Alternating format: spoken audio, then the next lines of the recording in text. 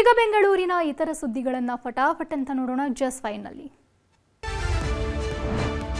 Traffic jam ವೇಳೆ bike ಸವಾರ ಯದ್ವಾತದ್ವಾ ನುಗ್ಗುತ್ತಿದ್ದ.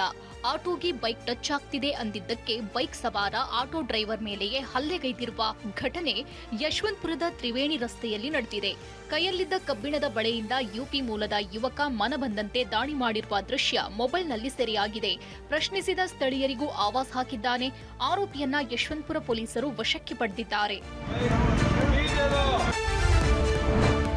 ಕೆಂಪೇಗೌಡ ಏರ್ಪೋರ್ಟ್ನಲ್ಲಿ ಚಿನ್ನದ ಪುಡಿ ಪ್ಯಾಂಟ್ನಲ್ಲಿಟ್ಕೊಂಡು ಸಾಗಿಸುತ್ತಿದ್ದ ಇಬ್ಬರನ್ನ ವಶಕ್ಕೆ ಪಡೆಯಲಾಗಿದೆ. ಕೆಂಪೇಗೌಡ ಏರ್ಪೋರ್ಟ್ನಲ್ಲಿ 260 ಗ್ರಾಂ ಚಿನ್ನದ ಪುಡಿ ಜಪ್ತಿ ಮಾಡಲಾಗಿದೆ. ಬೆಂಗಳೂರಿನಿಂದ ಅಹಮದಾಬಾದ್ ಕಡೆ ಚಿನ್ನದ ಪುಡಿಯನ್ನ ಖತರ್ನಾಕ್ ಖದೀಮರು ಸಾಗಿಸುತ್ತಿದ್ರು. ಇಬ್ಬರನ್ನ ವಶಕ್ಕೆ ಪಡೆದ ಸಿಐಎಫ್ಸಿ ಸಿಬ್ಬಂದಿ ಪೊಲೀಸರಿಗೆ ಒಪ್ಪಿಸಿದ್ದಾರೆ.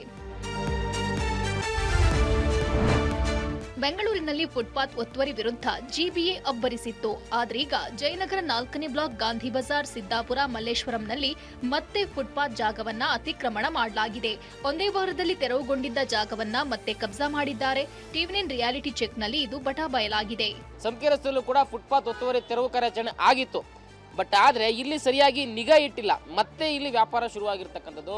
ಸೊ ನಾಳೆ ಹಬ್ಬ ಇದೆ, ಹೀಗಾಗಿ ಸಹಜವಾಗಿ ಹಬ್ಬಕ್ಕೆ ಖರೀದಿ ಮಾಡೋರೆಲ್ಲ ಬಂದಿದ್ದಾರೆ. ಸೊ ಅವರಿಗೆ ಬೇಕಾದಂಥ ವಸ್ತುಗಳನ್ನು ಫುಟ್ಪಾತಲ್ಲಿ ಇಟ್ಕೊಂಡು ವ್ಯಾಪಾರವನ್ನು ಮಾಡ್ತಾ ಇದ್ದಾರೆ. ಅಂದರೆ ಇಲ್ಲಿ ಕಾರ್ಯಾಚರಣೆ ಮಾಡಿದ ಬಳಿಕ ಎಚ್ಚರಿಕೆಯನ್ನು ಕೂಡ ಕೊಡಲಾಗಿತ್ತು. ಮತ್ತೆ ಯಾರು ಫುಟ್ಪಾತ್ಗೆ ಬಂದು ವ್ಯಾಪಾರ ಮಾಡಬಾರ್ದು, ಹೋರಾಟ ಮಾಡೋದಕ್ಕೆ ಕಷ್ಟ ಆಗುತ್ತೆ, ಪಾದಚಾರಿಗಳಿಗೆ ಸಮಸ್ಯೆ ಆಗುತ್ತೆ ಅಂತೇಳಿ. ಬಟ್ ಆದರೆ ಅದನ್ನು ಅವರು ಸರಿಯಾಗಿ ನಿಗಾ ವಹಿಸಿಲ್ಲ. ಫುಟ್ಪಾತ್ ಏನು ತೆಗ್ಬಿಟ್ಟಿದ್ದಾರೆ, ಜನ ಓಡಾಡೋದಕ್ಕೆ, ಜನ ಅನುಕೂಲಕ್ಕೆ.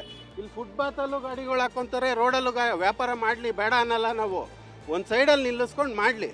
ಯಾರು ಬಂದಿದ್ದಾರೆ ಇಲ್ಲಿ? ಒಬ್ಬರು ಅಧಿಕಾರಿಗಳು ಬಂದಿಲ್ಲ. ದೇವನಹಳ್ಳಿ ವ್ಯಾಪ್ತಿಯಲ್ಲಿ ವ್ಯಾಜ್ಯದಲ್ಲಿರುವ ಸ್ವತ್ತುಗಳಿಗೆ ನಕಲಿ ದಾಖಲೆ ಸೃಷ್ಟಿಸಿ 500 ಕೋಟಿ ರೂಪಾಯಿ ಮೌಲ್ಯದ ಆಸ್ತಿಯನ್ನ ಖಾಸಗಿ ಜಮೀನುಗಳಿಗೆ ಮಾಡಿರುವ ಆರೋಪ ಕೇಳಿಬಂದಿದೆ. ದೊಡ್ಡಬಳ್ಳಾಪುರದ ಹಿಂದಿನ ಎಸಿ ದುರ್ಗಾಶ್ರೀ ವಿರುದ್ಧ ಅಧಿಕಾರ ದುರ್ಬಳಕೆ ಆರೋಪ ಕೇಳಿಬಂದಿದೆ. ದೇವನಹಳ್ಳಿಯ ಸಣ್ಣ ಅಮಾನಿಕೆರೆ, ಬೈಚಾಪುರ, ಪ್ರಸನ್ನಹಳ್ಳಿಯ 62.20 ಎಕರೆ ಜಾಗವನ್ನ ಖಾಸಗಿ ಜಮೀನುಗಳಿಗೆ ನಕಲಿ ದಾಖಲೆ ಸೃಷ್ಟಿಸಿ ಹಂಚಿದ್ದು ಪತ್ತೆಯಾಗಿದೆ. ಎಸಿ ದುರ್ಗಾಶ್ರೀ ಮತ್ತು ಎಫ್ಟಿಎ ಮನೋಜ್ ವಿರುದ್ಧ ಲೋಕಾಯುಕ್ತ ಸುಮೋಟೋ ಕೇಸ್ ದಾಖಲಿಸಿಕೊಂಡಿದೆ. ಸೆಪ್ಟೆಂಬರ್ 22ರ ಒಳಗೆ ಖುದ್ದು ಹಾಜರಾಗುವಂತೆ ಲೋಕಾಯುಕ್ತ ಸೂಚನೆ ನೀಡಿದೆ.